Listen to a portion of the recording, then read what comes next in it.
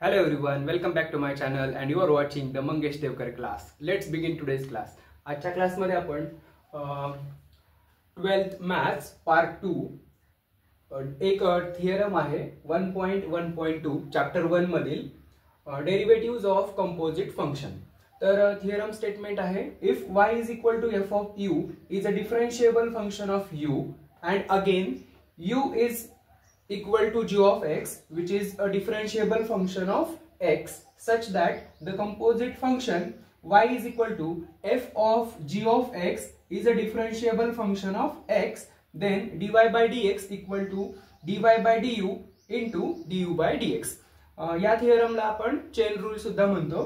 तर composite function म्हणजे काय, तर फंक्शन ऑफ अनदर फंक्शन. इथे एक फंक्शन आहे जी हे फंक्शन आहे डिफरन्शिएबल फंक्शन ऑफ एक्स आणि नंतर त्याच्यावर आपण एफ अप्लाय केलाय. So this is function of some function. Okay, so अशा टाइपचे फंक्शन जे आहेत ते असतात कंपोजिट फंक्शन आणि त्याचा आपल्याला डेरिव्हेटिव्ह कसा काढायचा त्याचा हा थिअरम आहे. तर हा थिअरम साठी आपल्याला काही बेसिक गोष्टी करायच्या आहेत आणि हा थिअरम खूप इझी होईल. तुम्हाला हा डिफिकल्ट वाटू शकतो पण काही ट्रिक्स आहेत त्याच्यामध्ये, त्या वापरल्या की हा थिअरम एकदम इझिली तुम्ही 2 मिनिटांमध्ये हा थिअरम सॉल्व्ह करू शकता. तर तुम्हाला जे प्रूव्ह करायचं या थिअरम मध्ये किंवा या चॅप्टर मधल्या कोणतंही थिअरम असेल तर तो प्रूव्ह करण्यासाठी आपल्याला जे प्रूव्ह करायचंय त्याच्याकडे फोकस करायचा. तर इथे डी मध्ये आहे थिअरम, तो आपल्याला डेल्टा मध्ये, म्हणजे आपण इनपुट मध्ये चेंज केल्यावर आउटपुट मध्ये जो चेंज होतो तो जो बघतो आपण डेल्टा एक्स. ओके, तो इथे आपण डी ऐवजी डेल्टाने चेंज करायचा. फॉर एक्झाम्पल आपण डिटेलिंग करूया. आपल्याला काय दिलंय बघा, given y is equal to F of U आणि u हा परत फंक्शन आहे x चा. So again u is equal to g of x.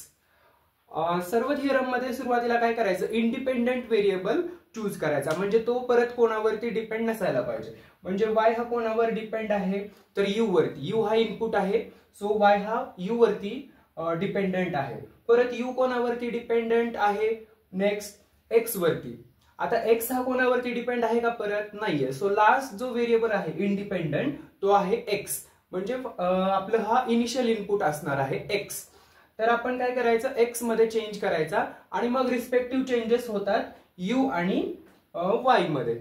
पण हा जो इन्क्रीमेंट असतो किंवा स्मॉल चेंज असतो x मधला, हा खूप छोटा चेंज असतो, तो आपण डिनोट करतो डेल्टा एक्स ने. x मधला चेंज डेल्टा एक्स, u मधला चेंज डेल्टा u आणि y मधला चेंज डेल्टा y. आता हे डेल्टा एक्स, डेल्टा y आणि डेल्टा u हे असतात numbers, non zero numbers. So let delta x be the small change or increment in x. This implies, आता input मध्ये आपण काहीतरी चेंज करतोय x मध्ये. ओके, आणि हा डेल्टा एक्स वरती अजून एक कंडिशन आहे, तो कसा आहे, नॉन झिरो, एक नंबर आहे. आणि इथे असतो हा ऑपरेटर आहे, डिफरन्शियल ऑपरेटर, डेरिव्हेटिव्ह ऑपरेटर, आणि हा एक नंबर आहे. तर काय करायचं, जे प्रूव्ह करायचंय ना त्याच फॉर्मॅटमध्ये ही डेल्टाच्या भाषेमध्ये गोष्टी लिहायच्यात. मी सांगतो पुढे गेल्यावर. तर हा एक नंबर आहे, नॉन झिरो नंबर चेंज आहे. तर एक्स मध्ये चेंज झाला इनपुट मध्ये की रिस्पेक्टिव्ह त्याच्या फंक्शन मध्ये आउटपुट मध्ये चेंज होणार आहे. मग यू मधला चेंज किती, of delta x is the change small increment in x. त्यामुळे काय होणार आहे, डेल्टा यू हा काय रिप्रेझेंट करतो तर small increment in you.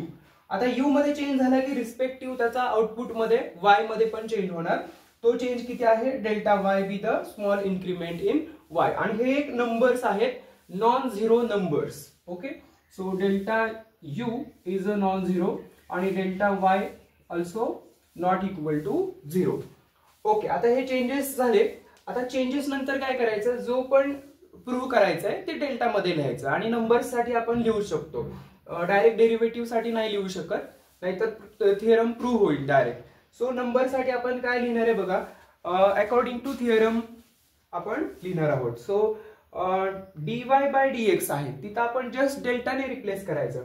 Now delta y upon delta x equal to delta y upon delta u into delta u upon delta x. Same thing लिहिली आहे, याच्याकडे बघूनच लिहायचं म्हणजे इझी जातं, रिकॉल करायला पण इझी आहे. डीच्या ऐवजी डेल्टा लिहिणं इट्स ओके. इथे नंबर्स आहेत त्याच्यामुळे आपण लिहू शकतो. नंबर्समुळे काय होतं, delta y upon delta x हे आपण रिटर्न करू शकतो. डेल्टा यू आणि डेल्टा यू कॅन्सल करा, नंबर्स आहेत आपण कॅन्सल करू शकतो. इथे असं डी यू कॅन्सल करणं मॅथमॅटिकली करेक्ट नाहीये. सो नंबर तुम्ही कॅन्सल करू शकता, त्याच्यामुळेच तर ते नॉन झिरो घेतलेले आहेत. Small increment, non zero small increment. Okay, तर डेल्टा यू कॅन्सल करा, हे मिनिंगफुल आहे. ओके, ठीक आहे. मग याच्यानंतर आता डी मिळवायचा आहे, तर त्याच्यासाठी डेरिव्हेटिव्ह मिळवण्यासाठी लिमिट गरजेचं आहे. हा जो चेंज आहे डिनॉमिनेटरचा तो किती छोटा आहे ते आपण लिमिटने दाखवतो. सो लिमिट आहे डेल्टा एक्स टेन्स टू 0 केलं की आपल्याला डेरिव्हेटिव्ह ऑपरेटर मिळून जातो. त्याच्यामुळे नेक्स्ट स्टेप असणार आहे, याच्याकडे बघून हे लिहिलं, त्याच्यानंतरची स्टेप आहे taking limit on both sides. Taking limit पण कोणतं घ्यायचं, taking limit as delta x tends to 0. म्हणजे जो काही आपण इंडिपेंडेंट व्हेरिएबल मध्ये चेंज करत होतो ना, इनिशियल चेंज, तो किती छोटा आहे तर इतका छोटा, ॲज इट टेन्स टू 0 इतका छोटा. ओके, त्याच्यामुळे काय होतं मग, आता हे लिमिट घेऊया आपण आणि बघूया नेक्स्ट स्टेप काय येते ते. So limit delta Y upon delta X as delta x tends to 0. इकडे पण limit delta x tends to 0.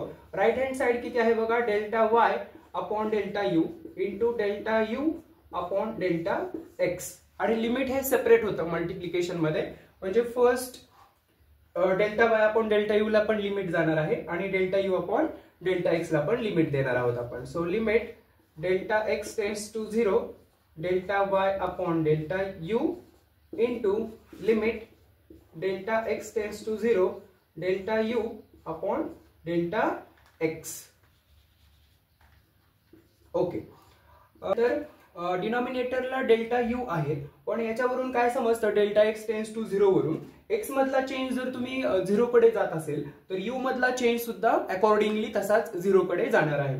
कारण u is a differentiable function of x, त्याच्यामुळे ते कंटिन्युअस पण असतं. आणि बिकॉज ऑफ कंटिन्युटी जसा चेंज एक्स मध्ये होतोय तसा चेंज यू मध्ये होतो. म्हणजे एक्स मधला चेंज आपण 0 कडे चाललाय तर यू मधला चेंज सुद्धा 0 कडे टेंड होतो. त्याच्यामुळे हे जे लिमिट आहे डिनॉमिनेटरला डेल्टा यू असल्यामुळे हे लिमिट आपण लिहू शकतो, limit delta u tends to 0. Because delta x is going tending to 0, that's why delta u is tending to 0.